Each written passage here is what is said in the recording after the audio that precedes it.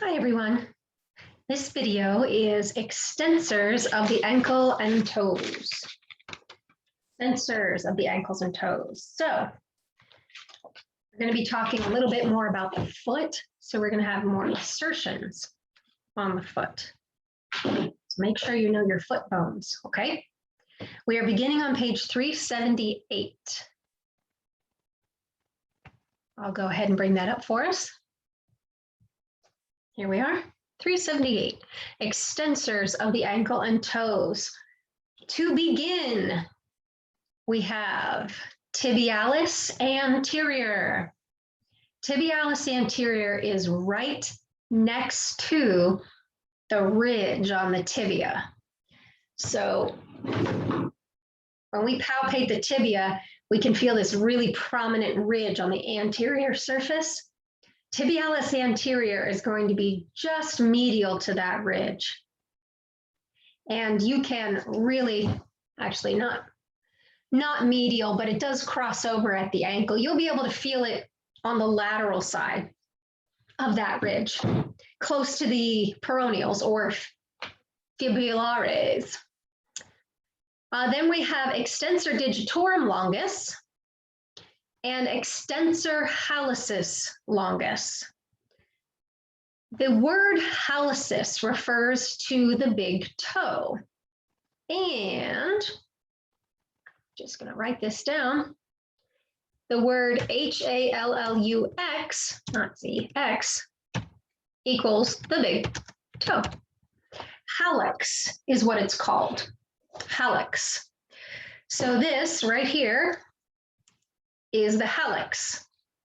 If we are describing something near it, something that crosses it, we call it hallucis, so extensor hallucis longus, but it comes from that root word hallux, which means big toe. So you should know that. Write it down. Okay. So here's extensor digitorum longus, and here's extensor hallucis longus. And you can see that extensor digitorum longus has really long tendons that attach all the way down at the digits here. And guess what? They're going to extend those digits, right? Because they attach to them, of course. Extensor hallucis longus is going to do something similar, except it's just going to be the big toe that it extends. So we have the name and action, we have the action in the name of these muscles, which is great. You know exactly what's going to move and where it's going to be. And you can see these tendons, they're very superficial. This is just a dorsal view, and you can see the extensor hallucis longus tendon and the extensor digitorum tendons. Okay. On most people, you can see these tendons, and you can certainly palpate them, even if you can't directly see them. Okay, so let's talk a little bit about tibialis anterior and our extensor friends.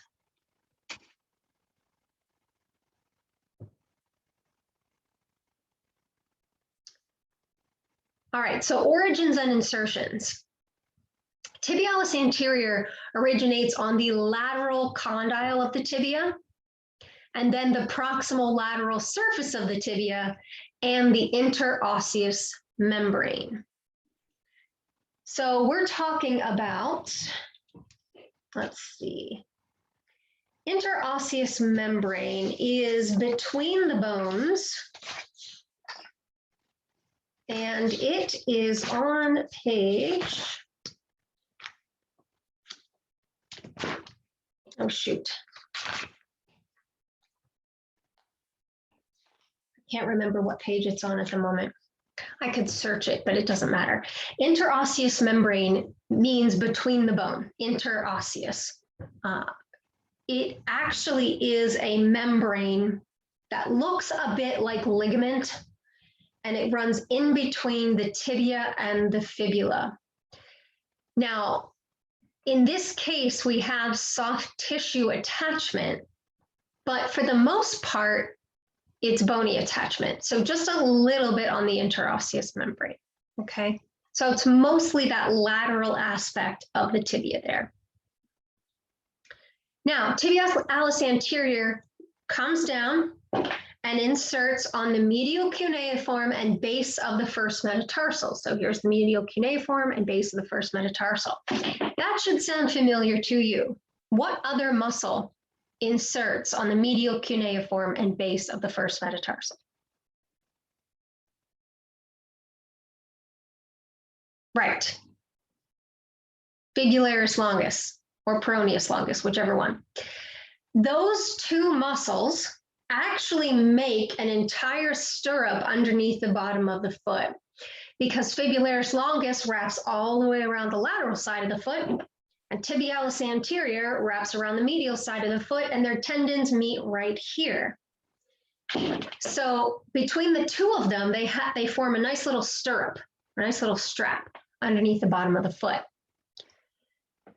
Tibialis anterior, because it inserts medially here, wraps around the medial side and inserts medially, is going to invert the foot. It's a pretty strong inverter. And also because of its placement at the anterior of the ankle, it's going to dorsiflex the ankle. So we have inversion of the foot and dorsiflexion of the ankle for tibialis anterior. Extensor digitorum longus. Check out these real quick. So here's tibialis anterior, here's extensor digitorum longus, and here's extensor hallucis longus. These are more difficult to feel from their muscle bellies, just simply because tibialis anterior covers most of it, and so do the peroneals, but we can most certainly palpate the tendons. And we can feel the muscle moving, even if we can't palpate it directly. See, tibialis anterior covers the extensor digitorum longus and brevis. All right, so as far as origins and insertions are concerned, for extensor digitorum longus, we have the lateral condyle of the tibia, proximal anterior shaft of the tibia, and interosseous membrane. So it's very similar to tibialis anterior with one difference. Tibialis anterior was lateral surface of the tibia. Extensor digitorum longus, excuse me, is anterior shaft of the tibia, but everything else is the same, okay? Insertion is going to be the middle and distal phalanges of the second through the fifth toes. So we're talking about these guys, middle and distal phalanges, these. This is the middle, this is the distal phalange. Middle phalange, distal phalange of the second through the fifth toes, because it's extensor digitorum longus, so it's going to extend the digits. And in this case, extension of the digits means bringing them towards your face, okay? Extension means bringing the digits towards the face. I know, it's hard to think that way because you think of extension in a different way. You think of the joints being straight and all that, but when it comes to the foot and ankle, it's backwards basically. Extensor hallucis longus, very similar. We have the middle anterior surface of the fibula and interosseous membrane. See, right there. Mostly on the interosseous membrane because it's in between the tibia and fibula, right there. Insertion, distal phalanx of first toe, this one, right there. Distal phalanx of the first toe. So obviously, it's going to extend the first toe. Yeah. Now, the extensor hallucis longus and extensor digitorum longus have similar actions, except for the toes that they move, right? So extensor hallucis longus extends the first toe or the great toe. Extensor digitorum longus extends the second through the fifth toes. But you already knew that because it's in the name.